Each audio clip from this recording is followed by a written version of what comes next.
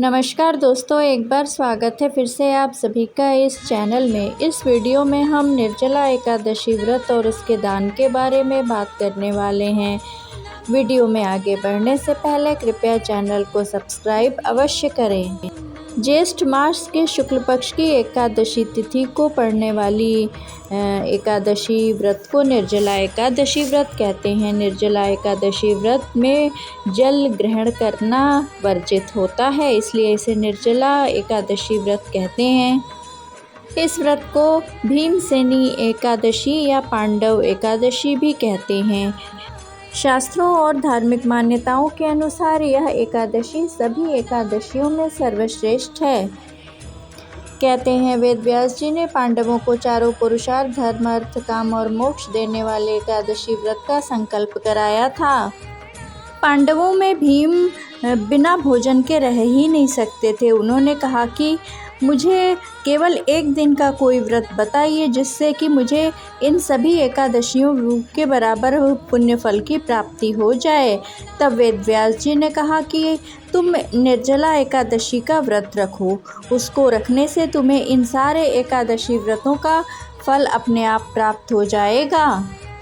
और फिर भीम ने निर्जला एकादशी का व्रत किया, इसलिए इसे भीमसेनी एकादशी भी कहते हैं। निर्जला एकादशी व्रत रखने वाले व्यक्ति को परम पद मोक्ष की प्राप्ति हो जाती है और जीवन में धर्म अर्थ काम मोक्ष चारों पुरुषार्थों की भी प्राप्ति हो जाती है। जीवन में सुख संपदा धन ऐश्वर्य की भी प्राप्ति हो जाती है। समस्त मनोकामनाएं भी पूर्ण हो जाती हैं। भगवान विष्णु की असीम कृपा प्राप्त होती है। निर्जला एकादशी पर किए गए दान और पुण्य का फल अक्षय होता है, वह आपको जन्म जन्मांतर तक प्राप्त होता रहता है। निर्जला एकादशी व्रत रखकर वस्त्रदान, जलदान, गौदान, फलदान, अन्नदान और छत्रदान अवश्य ही करना चाहिए।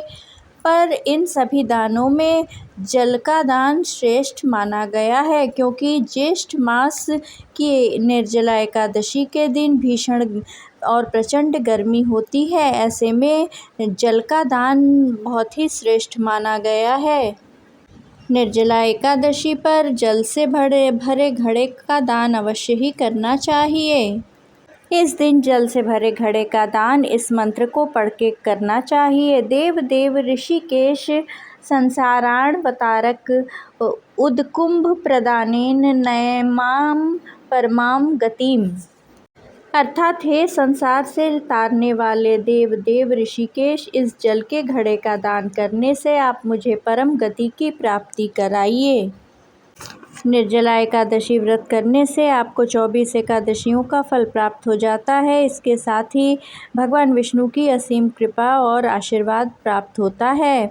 इसके साथ ही पितृदेव तृप्त होते हैं, संतुष्ट होते हैं और आशीर्वाद देते हैं। इसलिए पितृ को प्रसन्न करने के लिए निर्जला एकादशी का व्रत और जल से भरे घड़े का दान अवश्य ही करना चाहिए।